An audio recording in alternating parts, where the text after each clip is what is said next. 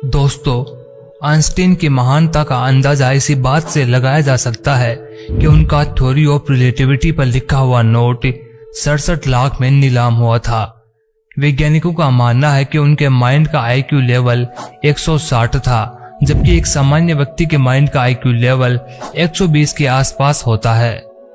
उनका पहनावा एकदम ही साधारण था, लेकिन काम बिल्कुल असाधारण। सिर पर बड़े बड़े बाल, बदन पर घिसी हुई चमड़े की जैकेट और पाँव में बिना मोजों के जूते। इस शख्स को देखकर कोई यह नहीं कह सकता था कि यही वह महान वैज्ञानिक है जिसने पूरे विश्व को एक से बढ़कर एक सिद्धांत दिए हैं, जिसे पूरा विश्व सम्मान देता है, जिसके आगे नोबेल पुरस्कार भी फीके पड़ जाते हैं। दोस्तों, इस वीडियो में हम आपको अल्बर्ट आइंस्टाइन की बेहद ही रोचक बातें बताने वाले हैं, जिन्हें जानकर आप भी सोचने लगेंगे कि आखिर इतना महान वैज्ञानिक इतना साधारण कैसे हो सकता है। दोस्तों, आइंस्टीन के बारे में कहा जाता है कि उनके जन्म के लगभग 4 सालों तक उन्होंने एक भी शब्द नहीं बोला था। घर वालों ने उस टाइम में डॉक्टरों से खूब जांचें करवाई, लेकिन सब डॉक्टरों ने एक ही बात कही कि बच्चा एकदम ठीक है, इसमें कोई गड़बड़ी नहीं है। लेकिन कोई भी डॉक्टर इसके न बोलने की वजह नहीं बता सका। फिर एक दिन तो मानो चमत्कार ही हो गया। डिनर टेबल पर गर्मा गर्म सूप पीते हुए आइंस्टीन का मुंह जल गया और अचानक ही उनके मुंह से आवाज आई कि सूप कितना गर्म है। जब घर वालों ने उनसे कहा कि इतने सालों तक क्यों नहीं बोले थे, तो जानते हो दोस्तों आइंस्टीन इसका क्या जवाब दिया। आइंस्टीन ने कहा कि मुझे अब तक इसकी जरूरत ही नहीं पड़ी थी। तो दोस्तों, है ना कितनी हैरान करने वाली बात कि आइंस्टीन बचपन में ही कितने एडवांस थे। आइंस्टीन एक तरफ अपने जीनियस और खोजी दिमाग के लिए जाने जाते हैं, तो दूसरे और उनकी भुलक्कड़ी के किस्से भी कुछ कम नहीं थे। उन्हें अपना खुद का टेलीफोन नंबर भी याद नहीं रहता था और ऐसी अनेकों छोटी मोटी चीजें वह भूल जाया करते थे। लेकिन एक बार तो हद ही हो गई जब वह अपने घर का पता ही भूल गए। दरअसल हुआ यूं कि जब आइंस्टीन प्रिंसटन यूनिवर्सिटी में काम किया करते थे, तो एक दिन यूनिवर्सिटी से घर लौट रहे थे। उसी समय वो अपने घर का पता भूल गए। हालांकि उस जगह पर ज्यादातर लोग उन्हें पहचानते थे, लेकिन जिस टैक्सी में वह बैठे थे उस टैक्सी का ड्राइवर उन्हें शक्ल से नहीं पहचानता था, लेकिन वो इतना जरूर जानता था कि आइंस्टीन कौन है।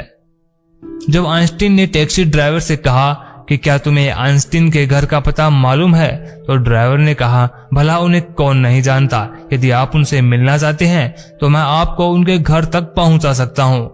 जब ड्राइवर ने उनको घर पर पहुंचा दिया, तब आइंस्टीन ने कहा कि मैं ही आइंस्टीन हूं और अपने घर का पता भूल गया था। यह सुनकर तो ड्राइवर भी हैरान रह गया था।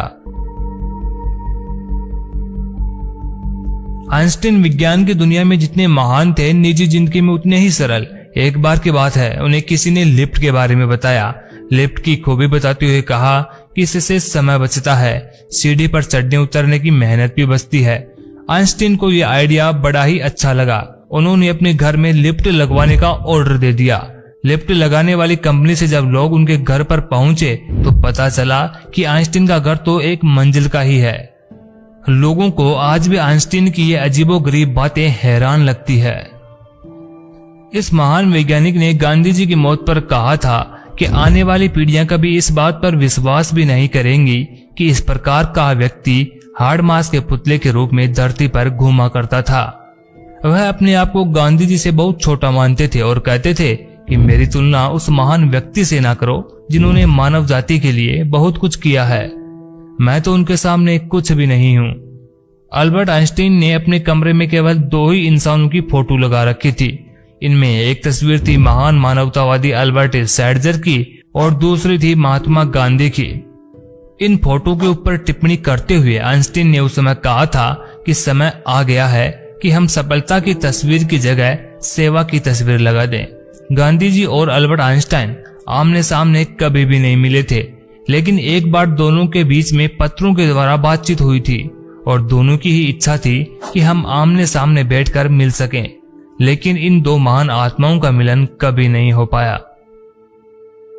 यह फोटो उस समय की है जब आइंस्टाइन पार्टी करने के बाद अपने घर की ओर जा रहे थे। तभी उनके पास एक फोटोग्राफर आया और उनसे जिद करने लगा कि कैसे भी करके एक पोज दे दे। लेकिन आइंस्टाइन उस समय बहुत ज्यादा थके हुए थे, तो उन्होंने अपनी जीभ बाहर निकाल दी और फोटोग्राफर ने उसी समय यह यादगार लम्हा अपने कैमरे में कैद कर लिया।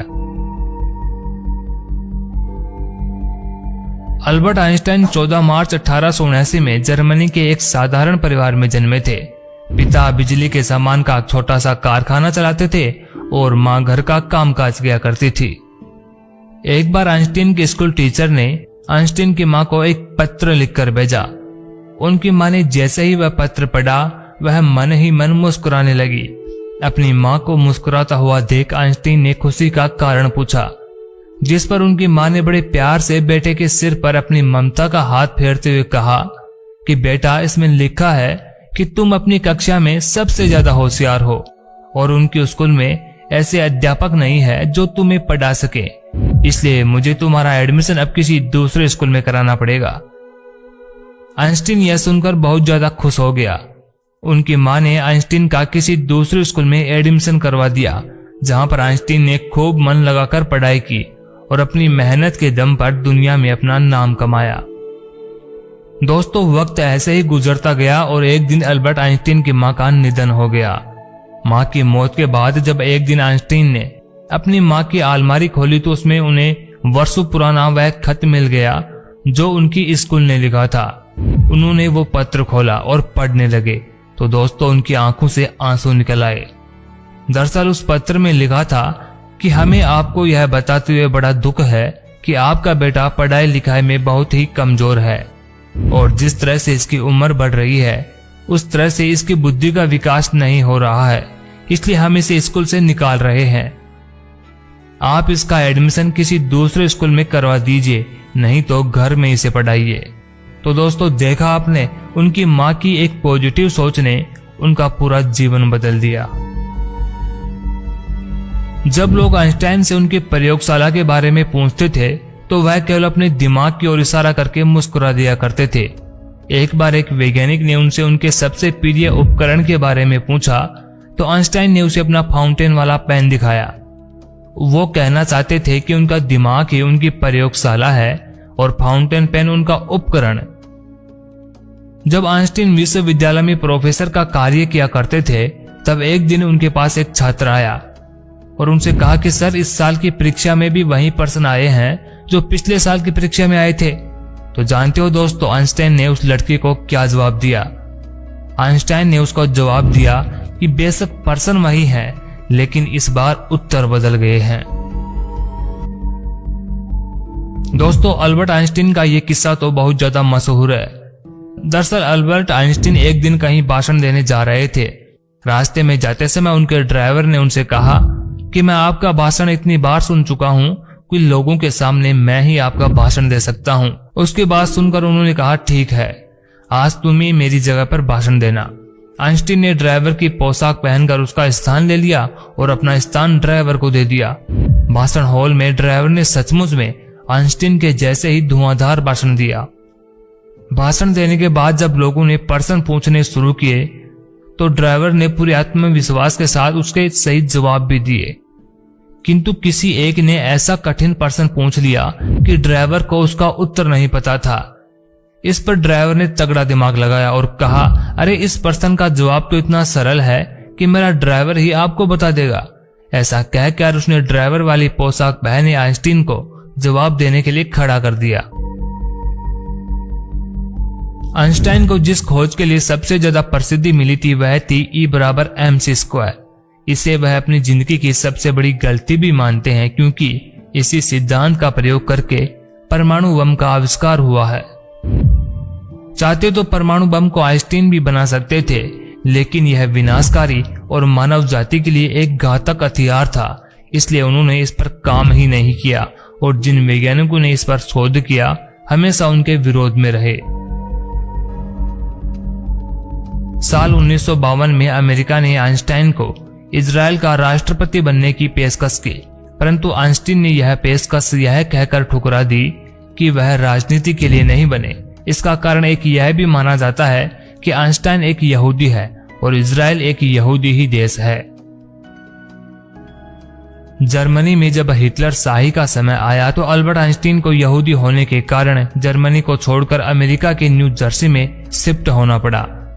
जहां प्रिस्टन कॉलेज में काम करते हुए 18 अप्रैल साल 1955 में उन्होंने अपनी आखिरी सांस ली। आइंस्टीन की मृत्यु के बाद उनके परिवार की अनुमति के बिना उनका दिमाग निकाल लिया गया था और यह अनैतिक कार्य डॉक्टर थॉमस हार्वे ने उनके दिमाग पर रिसर्च करने के लिए किया था। लेकिन सन 1975 में उनके बेटे हैंस की आज्ञा से उनके दिमाग के 240 सैंपल कई वैज्ञानिकों के पास भेजे, जिन्हें देखने के बाद उन्होंने पाया कि उनके दिमाग में आम इंसान से ज्यादा सेल्स हैं।